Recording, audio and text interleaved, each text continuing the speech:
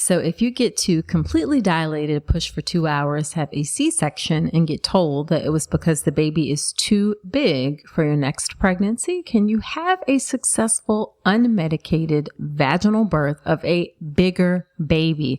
Well, yes, you can. And that is what Erin is going to share in her birth story today about her successful VBAC.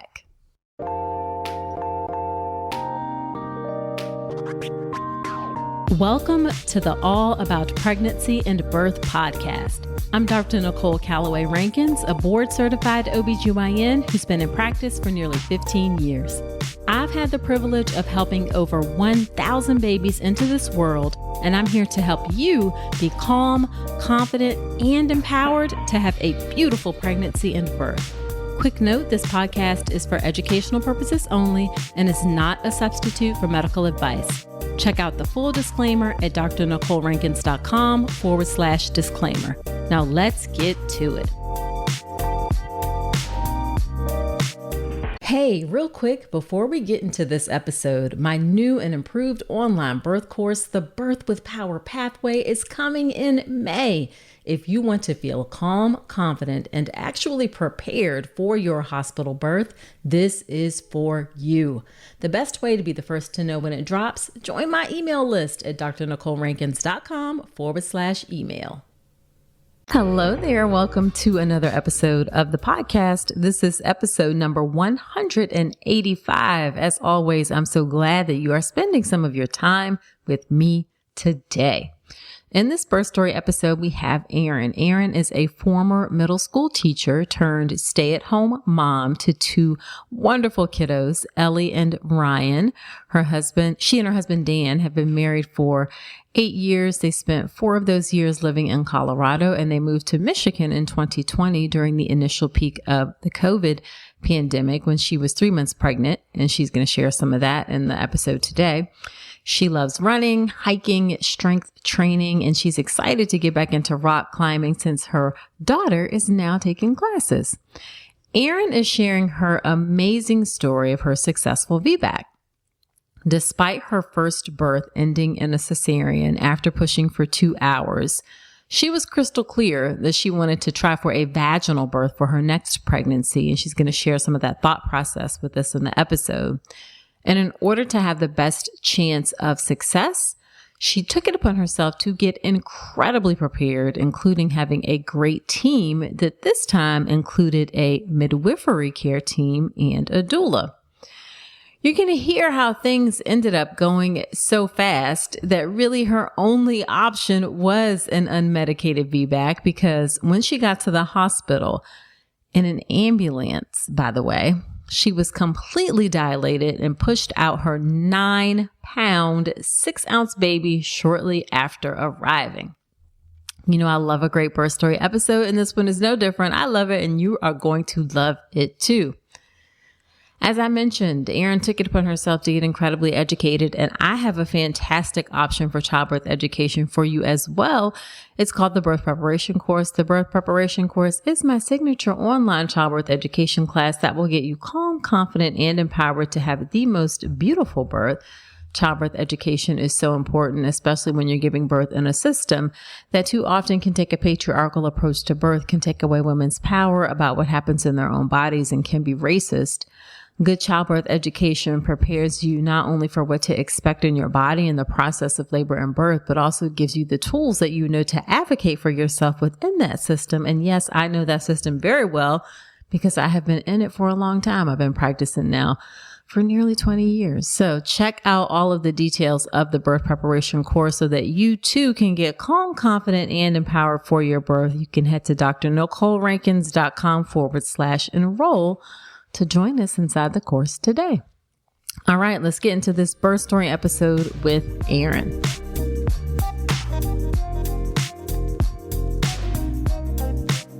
Thank you so much, Erin, for agreeing to come onto the podcast. I am so excited to hear about your successful VBAC. Yes, thank you so much for having me. I'm very excited to share my story as well. Yeah, so why don't you start off by telling us a bit about yourself and your family?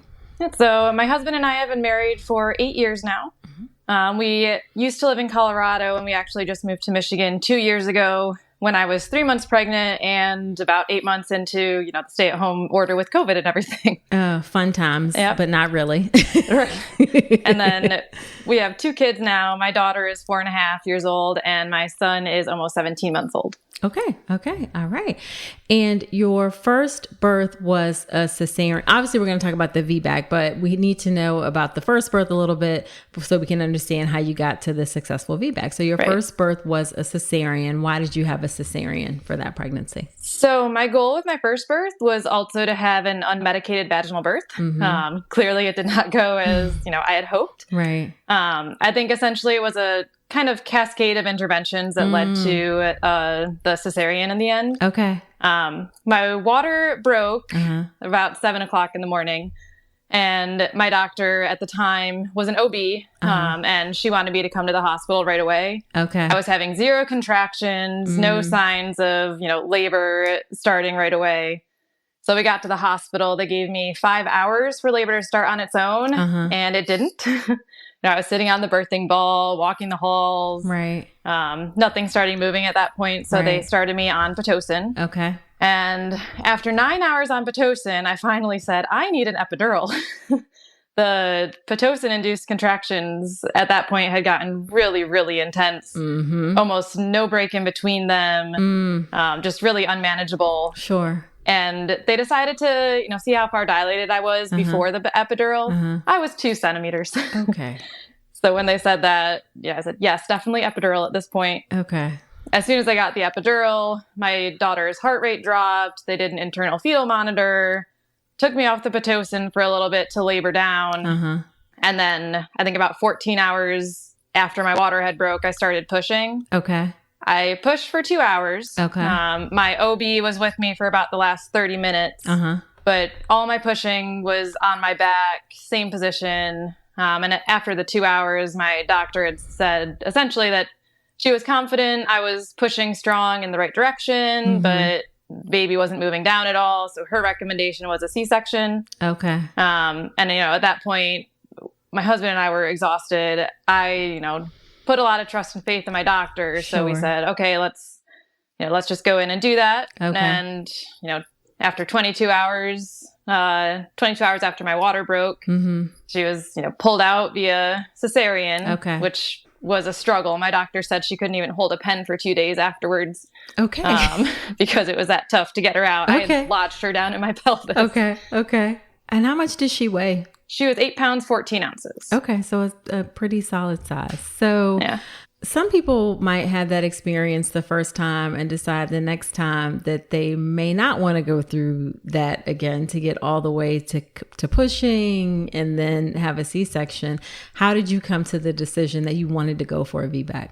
So part of it, I really just wanted to experience what natural labor was like. Since I was Pitocin induced and the cesarean the first round, I didn't get to experience any part of natural labor short of my water breaking. Sure. So that was definitely part of it. I did a lot of research ahead of time too. And I personally felt for myself and the baby that a VBAC was really what I wanted to go for. Okay.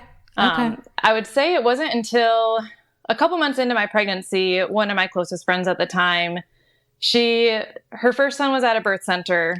This time, her second pregnancy ended up, her son was breech. Okay. So she couldn't go to the birth center. Okay. And ended up finding a doctor who was willing to do a vaginal breech birth essentially after she went into labor. Okay. So the amount of advocating she did for herself really made me feel, I can advocate for myself too. Gotcha. And I feel like my body can do this, so I'm going to go for it. Okay. Side note, did she have a successful vaginal breech birth? She did. Okay. Yes. All right. Yeah. Love it. Yep. So did your wish to have a VBAC influence your choice of your doctor at all? It definitely did. Okay. So the OB that I went with for my first pregnancy, I wasn't able to stay with them anyway because we moved to Michigan. But when I first was asking her at my initial appointments about, my wish for a VBAC, her responses, I wasn't very confident that they were actually going to be fully supportive. It was essentially, we'll evaluate you late in pregnancy, and if it looks like you have a high chance of a successful VBAC, we'll let you do it. Otherwise, they'd really push for a repeat C-section. Okay. So I had friends who had really good experiences with midwives. And that's what I decided to switch to when we moved to Michigan. Okay. I felt like I'm really glad there are OBs like you out there. And I think there are more OBs like you that you can find, but it doesn't seem to be as easy to find an OB who's really supportive as it is to find a midwife who, can't do those interventions anyway. Right. Gotcha. So this was a midwife practice that delivered in a hospital. Yes, that was definitely... Since I had the C-section previously, I definitely wanted a midwife group that birthed in a hospital and also worked with an OB group. So if there was any reason or need to switch over to an OB, it would be a smooth transition during labor at the hospital. Okay, awesome. So, with the midwives, when you said, "Hey, I want to have a VBAC," and you told them what happened with your first labor and birth, how were they? Were they supportive? What was the feedback that you got? They were amazing. They were very supportive, and it was a big group of midwives, so I saw different ones for most of my appointments. But each of them was they seemed excited that that's what I wanted to do and that I wanted to go unmedicated. They also told me, the nurses at the hospital, they're excited about those births too, to work with the women who are going unmedicated and, might need that extra help to get them through the labor and pushing. So you didn't feel like you got any pushback of like, oh, you should probably get an epidural because you've had a previous C-section? Did you get anything like that? No, they were very supportive of my wishes and everything I brought up. I explained my previous births to them and how I was given 5 hours for labor to start, and I had to go to the hospital right away after my water broke. And, they said, oh no, we would, give you 12 hours. And at that point we would recommend Pitocin, but it's still a recommendation, not, hey, we need to do this because we have to get the baby out. Right. Okay. So I'm just like sighing because I wish we would all do that, because that's how we should all really practice, Right. But I'm glad you found a group and a practice that was much more like supportive. Did you meet any of the physicians at all, or you just stuck with the midwives? I just stuck with the midwives. It was a really good group. So, I just went in with the faith that if I had to get switched to the OBs, they're also a good group that they work with. Okay. Let's talk about something most pregnant women aren't getting enough of: omega-3 DHA. The recommendation is over 200 milligrams a day, but less than 5% of pregnant women in the U.S. meet that. That's one of the reasons I love Ritual's Essential Prenatal. It has 350 milligrams of vegan DHA, plus other key nutrients like methylated folate and choline to support baby's neural tube development. As an OBGYN, I appreciate that Ritual goes beyond the basics. The formula is science-backed, third-party tested for heavy metals and microbes, and every ingredient is traceable. And the delayed release design, it's gentle on the stomach, something that really matters, especially if there's trouble with nausea during pregnancy. You deserve to know exactly what you're putting into your body, especially when it comes to prenatal multivitamins. And with Ritual's dedication to traceable science and sourcing, you always will. See for yourself with 25% off your first month at ritual.com/Dr. Nicole. Start Ritual or add Essential Prenatal to your subscription today. That's ritual.com/Dr. Nicole for 25% off your first month. So then, how was your prenatal care and your pregnancy in general? In general, I would say it was pretty great. With my first pregnancy and my second pregnancy, the first trimester was essentially filled with nausea. Just to the point of nothing sounded good. I couldn't think of what I was going to eat. But as soon as I hit 13 weeks, both pregnancies, a switch just flipped and I felt fine. I had high energy. I was able to run till 36 weeks this pregnancy. Oh, wow. Strength training, everything felt really good. Okay. As far as prenatal care, with the midwives, it was great. There were a couple issues that popped up with my pregnancy. Okay. At my 20-week ultrasound, they found a marginal cord insertion. And the big risk with that is low birth weight. So I had a couple extra ultrasounds during my pregnancy because of that to make sure that baby was growing appropriately. And actually at my repeat ultrasound, they said, oh, the cord insertion is normal now. Okay. But I have a picture of my placenta after I gave birth. It is the most marginal cord insertion it could possibly be. It is not in the center of the placenta. It's all the way on the side.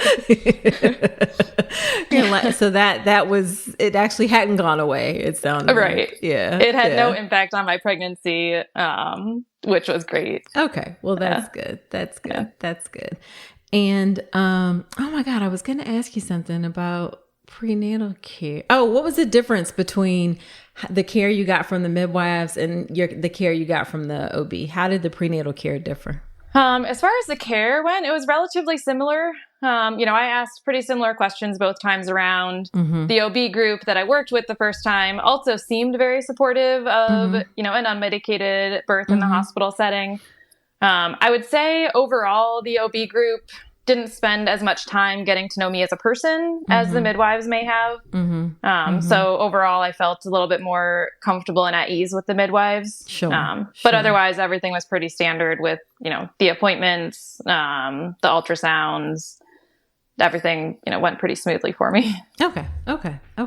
So what did you do to prepare for your birth? Oh, anything and everything.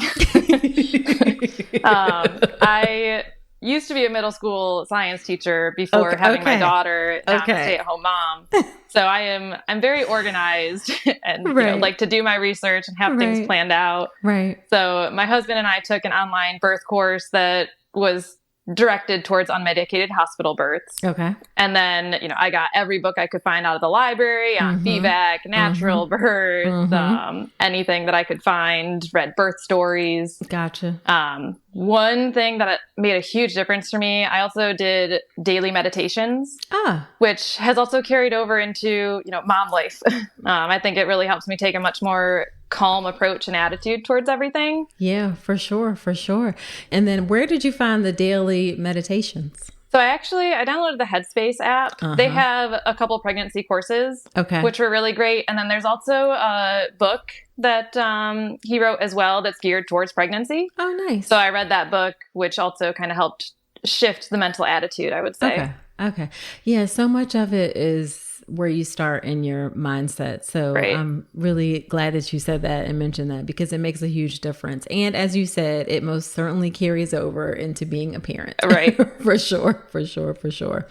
So what are some things that you wanted for your birth? I know you said you wanted unmedicated. What are there any other things that you wanted? I definitely wanted the immediate skin to skin. I missed that with my daughter in the C-section. Right. She had low blood sugar at birth. I was told, I asked questions about C-section with my OB just in case I needed to have one. Sure. And I was told they do things like delayed cord clamping and immediate skin to skin, even if you have the C-section. Okay. But I didn't get that. Just because, why not? Did they say why? They didn't specifically say why, no. I heard her cry when they pulled her out. Right. But, like I said, I know she had low blood sugar. I don't know if there were any other signs that they, wanted to examine her right away. Right. My only other thought, I lost a lot of blood. Okay. They had actually called for a couple liters to be brought to the OR. Okay. They didn't have to give them to me. But I was, on that border. So I don't know if it was more that they needed to take care of me. Sure. And that's why they had to skip it. Okay. Yeah. So that was definitely a big thing that I wanted. Did they at least show her to you? Or like your husband could hold her or partner could hold? My husband got to go over when they were, measuring her and weighing her. And then they had a TV screen that I, could see her. Okay. But that was really it. It was probably 5 or 10 minutes after they pulled her out, they brought her over onto my chest. Okay. But at that point, it was really awkward because I'm still out on the table, arms really, spread wide. There's this baby that is slippery and trying to figure out how to hold on to her. Yeah, it is really awkward. As a matter of fact, I was looking into, apparently there's a type of carrier that you can use in the OR for skin to skin, where you can just kind of put it on before you get started. And this is a side note, put it on before you get started for the C-section. They can just like tuck the baby down in when the baby's born. So, oh, that's amazing. I think we need to like look at some other options, because it's so like weird when your arms are out and all that kind of stuff. Right. It was very awkward. Great because, you're meeting your baby for the first time, but it's not the same. Yeah, exactly. Exactly. So, so you wanted skin to skin, wanted unmedicated, delayed cord clamping, any other things in particular that you wanted? I definitely wanted to make sure I had a very, very supportive team with wanting the unmedicated VBAC specifically. So my husband and I this time decided to hire a doula. Okay. And she was also a birth photographer. She was such a critical part of our team. Nice. My labor was so short that we didn't spend that much time with her at the hospital. Okay. But it was still just the preparation with her ahead of time and knowing that she was there to help me made such a big difference. Gotcha. And then I definitely wanted some freedom of movement and position changes too. Okay.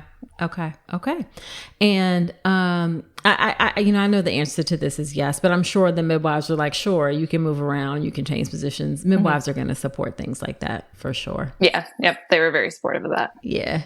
So at what point did you hire the doula? Probably about midway through my pregnancy, I think, is when we started to reach out. I wanted to make sure that I had one who would be available for my birth. There were a lot of different midwives or a lot of doulas in our area that were already booked way past my due date. Oh, wow. Okay. So, the one that I found, she actually was a doula more part-time and does family photography and things like that. Okay. Also, which has been great because we got to see her a couple times since the birth too, to do family photos. Oh, that's nice. That's really, really nice. And how many times did you meet with her before the birth? In person, it was just one prenatal visit that we had. She also did maternity photos for us, so we had that bonus chance to get to know her a little bit more. Right. Otherwise, she was available via phone, text, email. So if I had questions, I could check in with her. Sure. And you felt like, my unknowledgeable self, when I first heard about doulas, I always thought that they just show up at the birth, but it's so much more than that. They're actually available during your pregnancy to support you and help you. And it may not even necessarily be in person tons, like you said, but definitely available by text and email to add all those additional levels of support that people should have. Right. She became more like a friend versus, a doctor or midwife support. Right. Yeah. So let's talk about what happened how did your labor and your birth go? So how did that go? Oh, it was completely different from my first experience. So I know the ending, so I'm I just can't wait to hear the story. So so tell us what happened. So I was, I think, about 5 days past my due date, which was also when I went into labor with my first daughter. Okay. I woke up, I think, around midnight and just felt some cramping in my lower abdomen. So I was thinking, I think early labor started. Right. It's just a little bit of cramping, but I really, really wanted to sleep. So until about 2:00, I just tossed and turned, couldn't really get comfortable, was still feeling some what I'm calling cramps. Okay. Even though looking back, they were contractions. Okay. I was, kind of fooling myself there.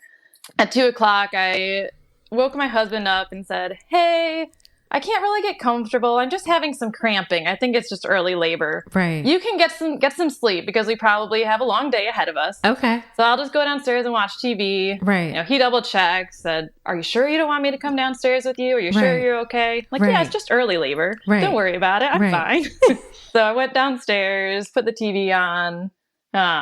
Probably within 10 or 15 minutes, I had to go get the birthing ball because what I was still calling cramps were getting a little more intense. Okay. But they felt just like more intense period cramps to me. Okay. The Pitocin-induced contractions felt much more like my entire uterus tightening and getting hard, which is what I was waiting for. Gotcha. So, I was using the birthing ball, still going through it on my own for about an hour. And in there, I had downloaded a contraction timer app. And so I was using that, and it was 4 minutes and 30 seconds in between, and then 3 minutes, and then 3:45, and then 2:45. And then it says time to go to the hospital. And I'm still thinking, no, these aren't regular contractions. Right. That should be coming, every 3 minutes or every 4 minutes. Right. So it's just early labor. The app's wrong. Right. And then pretty soon after that, in the middle of a contraction, I felt a pop and my water broke. Okay. And that's when it really got intense really, really quickly. Okay. As soon as my water broke, I felt really intense rectal pressure. What still felt like a cramping sensation, my actual contractions were getting stronger then too. Okay. I went to the bathroom. My thought was, oh no, I'm going to get the carpet all a mess. Right. Gotta go, get myself cleaned up right away. And at that point, there was a little bit of blood, not enough that I really felt concerned. Right. But in the back of my mind with, having the previous C-section, I'm thinking, okay. I want to analyze these sensations, make sure there's no uterine rupture going on. Right. And at that point, I was wishing that we had been at the hospital 30 minutes earlier.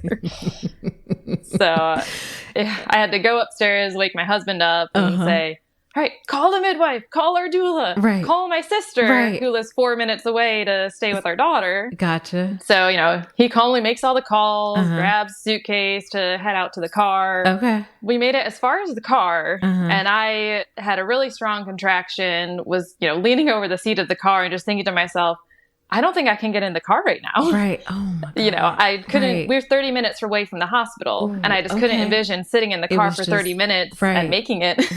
Right. And so about what time was this now?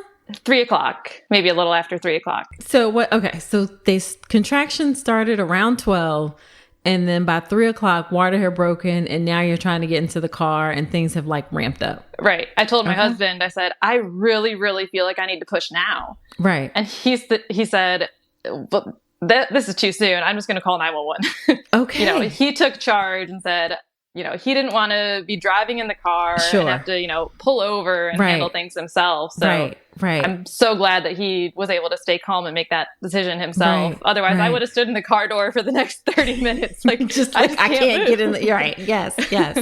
So he called 911 right away. Okay. And then moved me into the house. He got some towels to lay down on our dining room floor. I just got on hands and knees. The rectal pressure was the worst. Contractions, I would say, were totally manageable, not that bad, but the rectal pressure was awful. Right.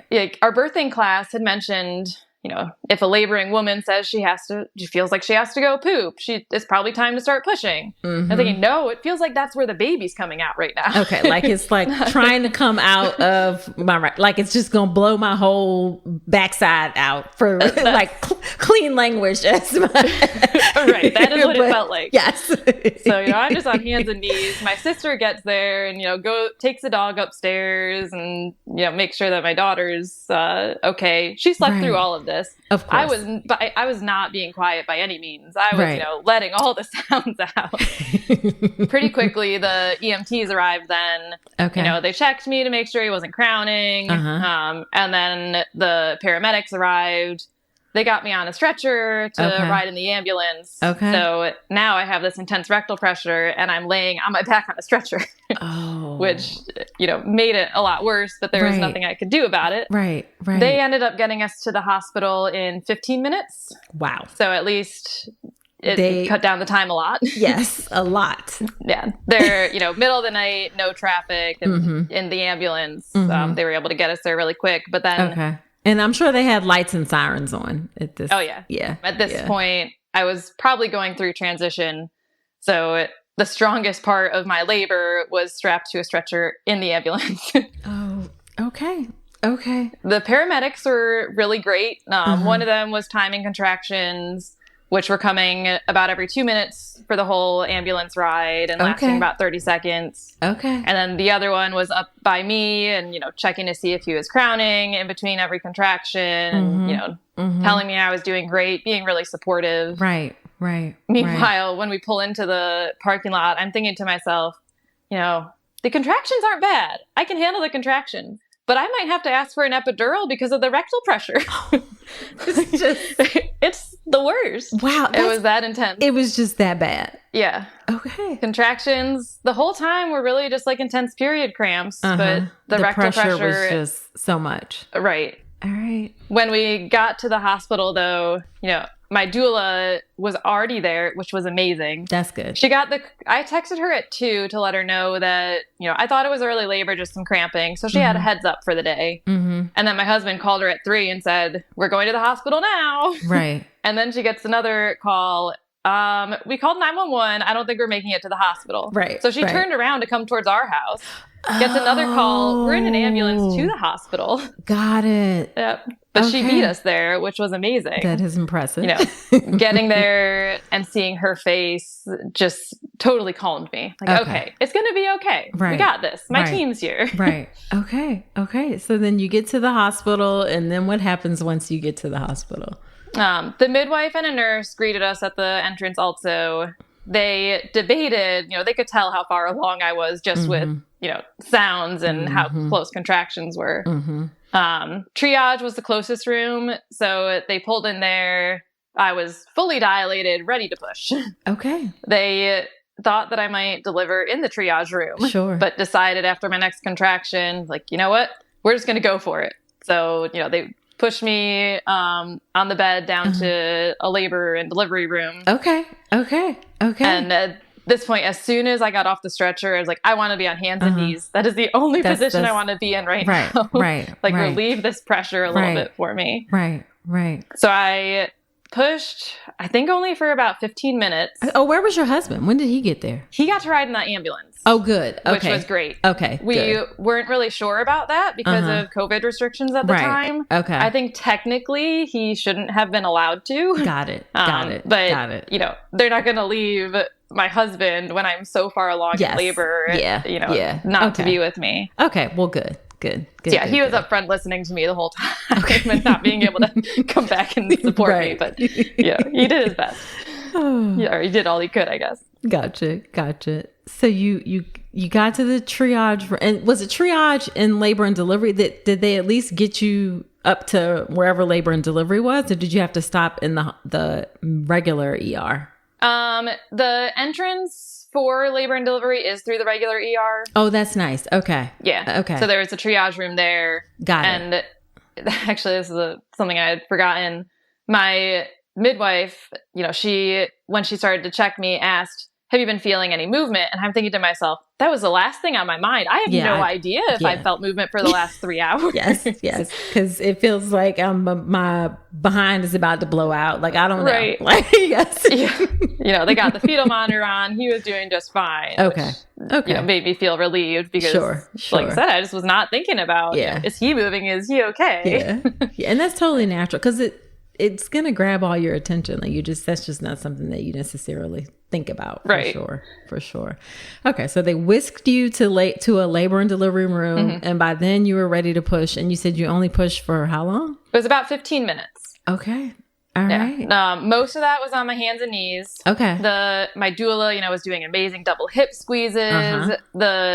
One of the nurses that was with me, she was right up, holding onto my hand, giving me reminders to breathe and relax in between contractions. Right. To kind of shift my sounds to be deeper, to really help with pushing him down and out. I was having a little bit of a struggle getting him that last little bit out. Okay. So my midwife had recommended doing a position change. So they rolled me onto my side. Okay. And like on the next contraction, I was able to push him right out with that. That did the trick. Okay. Yeah. Okay. All right. And did they do skin to skin right away? And they did immediate skin to skin. They did delayed cord clamping for about 2 minutes. He was making some, kind of guttural sounds is how they described it. Okay. So after 2 minutes, they asked me if it was okay to cut the cord so they could go look at him. Sure. They were assuming that he just had some extra fluid left in his lungs because I pushed him out so fast. Yeah. Right. He didn't have a chance for the birth canal to help squeeze that out. Yeah. So my husband got to cut the cord this time. Okay. And, that immediate skin to skin, delayed cord clamping. Yeah, was great. Love it. So did you have to get any stitches or anything? I did. I had a 2nd-degree perineal tear. Okay. Which was also jagged. So my midwife wanted to call an OB down to help with that. Since it wasn't just a straight tear that she's used to stitching up. Okay. And then I had 2 2nd-degree internal tears as well. Okay. Yeah. How was that part? Because, I love an unmedicated birth is so fabulous. And then I always my heart is oh, if people have tears and you have to get anesthesia to numb, so what was that like for you? I would say there were enough other sensations going on at that point that getting the stitches done, I couldn't feel anything. The only annoying part of that, I would say, is that I still had to be more restricted with how I was sitting and laying. Okay. I was ready to be sitting up and, moving a little bit more, but I had to still be laying, reclined, but mostly on my back at that point. Gotcha. Well, that's good that the repair itself wasn't that painful. Did it take a long time since you had a few? It felt like it took a pretty long time. I don't know exactly, but I'd say at least 15 minutes is what it seemed like. That's actually not that atypical. And that second degree tear is very common after birth. So now, had they brought him back to you by that point? Was he with you, or was he still being? Okay, good. Yep. Good. They only had to take him for a few minutes, essentially. And then they brought him back over. So I was able to still hold him while they were stitching me up. Mm-hmm. And then I also, let my husband hold him and do some skin to skin. Okay. Yeah, that's the best distraction. Yep. Yeah. So then what was your recovery and everything like? It was actually a lot harder than I was expecting. Why is that? In my mind, I was thinking, I had a C-section previously and I've gone through that recovery. So a vaginal birth will be easier. I had a very straightforward C-section recovery. I think the OB that I had who did it, she did a great job with the staples and the whole procedure.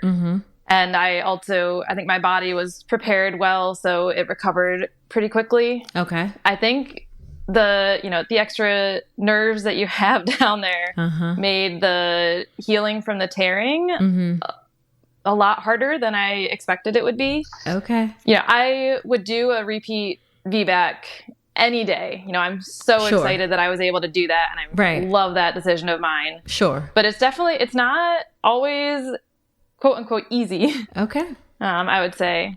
And then I also had some pretty nasty internal hemorrhoids from the amount of pushing. Got it. Or intensity of the pushing. Got it. And that probably took 9 months to fully heal, I would say. Oh, wow. Yeah. Okay. Yeah, that's a lot. I ended up working with a nutritionist a few months postpartum because, my stools weren't allowing my hemorrhoids to heal, essentially. Got it. So working with her definitely helped me get to a much better place as far as that goes. Okay.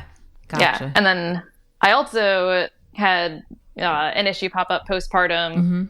2 weeks postpartum, I found a lump in my breast. Oh. Which I was thinking, I have a clogged milk duct. Right. I'd never had one before. Right. And, I just made that assumption. Right. So I was trying everything I could to unclog it. Right. I didn't want to get mastitis. Sure. And after a few days, I went to go see a lactation consultant. And, she checked it and recommended that I go see my midwife and get an ultrasound. Okay. Because it didn't feel like a clogged milk duct to her. Okay.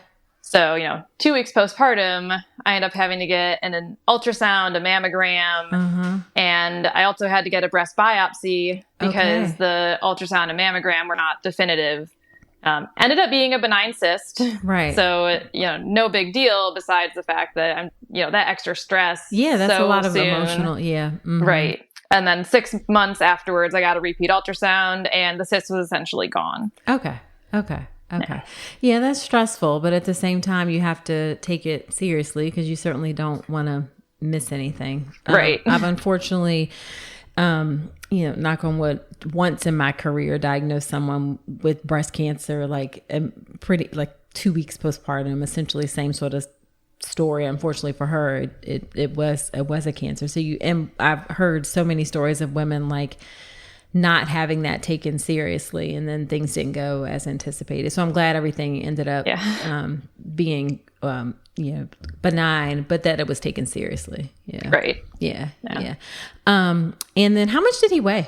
He was 9 pounds, 6 ounces. Look at you pushing out a bigger baby. Right. It was very empowering to hear that. Yeah. One of the midwives, I think at my 38-week appointment, was feeling around and, asked how big my daughter was and if anyone had, thought or made guesses to how big he was. And I said, no one said anything yet. And she goes, well, I don't think he's going to be bigger than 8 pounds. I don't think he'll be bigger than your daughter. Right. And, looking back and thinking, is that actually how it felt? Or was she just making me feel good? It helped regardless. Yes. Thinking, oh, okay, I'm giving birth to an 8-pound baby. Right. That'll be easy. That's fine. Right. Yeah. Did he feel bigger or smaller? Do you remember? No, I think just with the way that I've carried with both pregnancies, they kind of get, twisted and curled up in there. And it's not really easy to tell exactly how big they are just with my stomach size. Sure. Yeah. So, did you breastfeed and did you have any issues there? I did breastfeed and breastfeeding went great. I continued breastfeeding for 14 months. Oh, wow. Okay. I would have continued longer and he would have also, but I also in the past year was diagnosed with small intestinal bacterial overgrowth. Okay. So I had kind of reached a point where I was ready to heal my own body a little bit more and I couldn't treat that while breastfeeding. Okay. So, giving him till 14 months, I felt really happy with that. Yeah. And then when did you see the midwives back postpartum? I know you said you had it for the breast mass, but would you have otherwise? Did they schedule a 6-week checkup or did they have you, or were they going to have you come in sooner than that? A 6-week checkup is their standard. Okay. So I had, the early one because of the breast lump and then the 6-week checkup where, everything was great and I was cleared to exercise and do everything as normal again at that point. Gotcha. Now, with the way that your body was healing differently, or you felt like things were different, do you wish that you would have had like a checkup sooner or someone to check in at all? No, I did. The midwives were available via phone also. I think I called them at least once about the hemorrhoids too, to make sure that there weren't any issues there. Got it. So I felt comfortable just with the accessibility of being able to contact them. Sure. Not that I needed to come in to see them in person earlier. Okay. All right. So looking back, how do you feel about the overall experience? It was amazing. I feel like it went as best as it could, to be honest. Yeah. So this labor was just less than 5 hours, and my first was 22 hours. The fact that it went so fast, I had no choice but to have an unmedicated. Yeah, it was. There was no time for an epidural because you showed up at the hospital. Just the baby was going to come out. Yeah, he was ready. Yeah. I was ready. We made it happen, which is very, very empowering, especially since he was bigger than my first. Yep. And after my first, I was essentially told, she was just too big to fit through my pelvis. Looking back, I feel like if I had been given a chance for labor to start on its own, or more of a chance for that to happen, and if I had been allowed some position changes to open up my pelvis more, I don't think it's that she was too big. It's just, my body wasn't prepped in such a way that it was able to squeeze her through. Right. Yeah, you have to, especially when you have after an epidural, you have to move people to try to help get the baby in a good position. And that doesn't maybe sound like that's what happened in the first instance, right. But this time things went very well. Amazing. I love that. Yeah. So what is the one piece of advice that you would give other people as they get ready for their birth? It's so hard to pick just one. You can do a couple if you want. Yeah. Okay.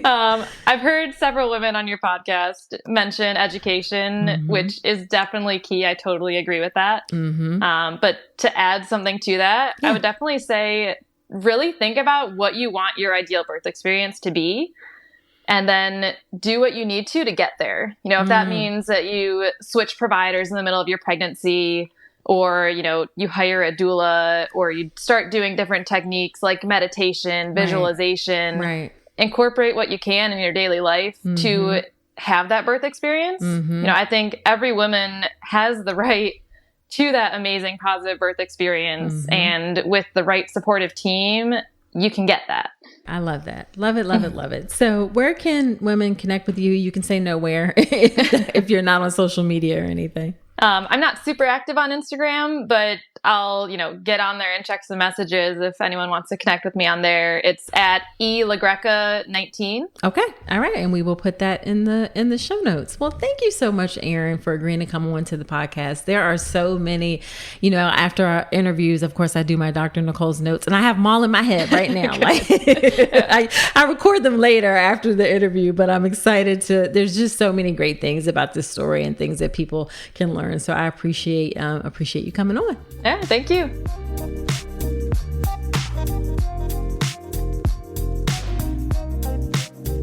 Wasn't that a great episode? I'm so glad things turned out well for Erin, and she had her beautiful, successful, unmedicated VBAC.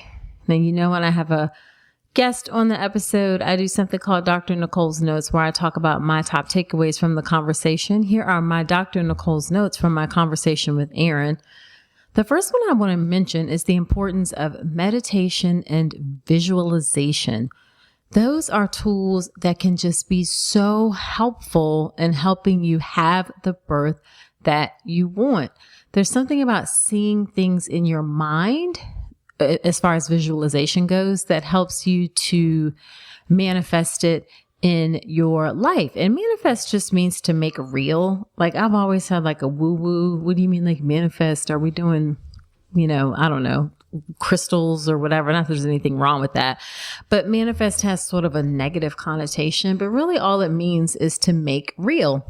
And when you visualize it, it can help you see the things that you need to make something a reality in your life. It doesn't guarantee anything, of course, but it's a tool that elite business folks use, athletes use all the time. Similarly, meditation is great to help you get in that appropriate, calm mind space that you need to control your anxieties, help control your fears about birth. And meditation is just a great tool for your overall health to reduce stress and anxiety, not just in pregnancy, but outside of pregnancy.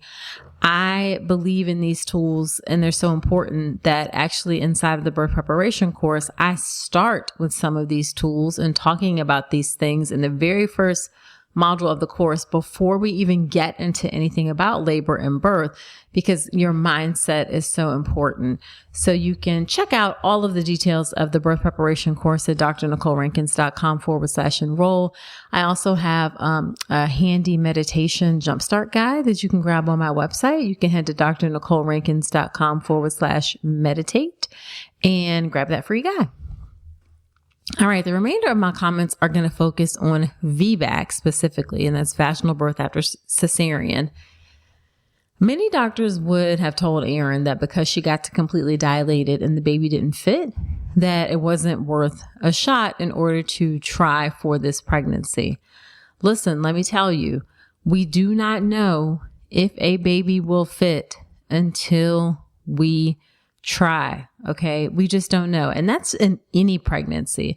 Also, you can never be told like my pelvis is too small or your pelvis is too small to have a vaginal birth.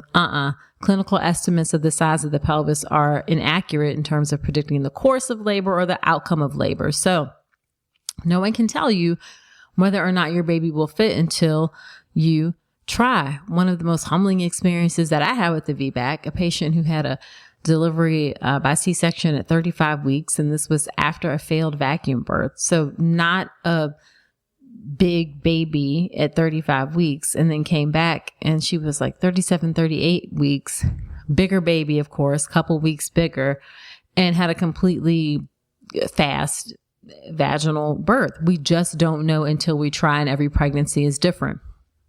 You will see VBAC calculators out there that give you a percentage chance of success for VBAC. Those are trash, because I have so often seen that people put in the numbers in the calculator, they have a low chance of success and go on to successfully have a VBAC, or the flip side where the numbers may be high and they don't have a successful VBAC. So those calculators really aren't helpful. I think they just mess up people's mind space for the most part, especially if the results aren't something that are encouraging. And then the final thing I want to say about VBAC is that you most certainly have to find a supportive doctor, midwife, and hospital for VBAC. This is crucial, crucial, crucial. And of course you need that for any birth, but you definitely need to find it for VBAC. And you don't want to find someone who is just tolerant of VBAC and says things like, oh, if you go into labor, or, if by 39 weeks you've had a vaginal birth, that's fine. You don't want to find someone who's just tolerant of it and seems like, okay, well, if it happens, it happens. You really want to find someone who is supportive of VBAC, and that can make all the difference. A couple of resources, VBAC Link is one. VBAC Facts is another one that you can look for if you are trying for a VBAC.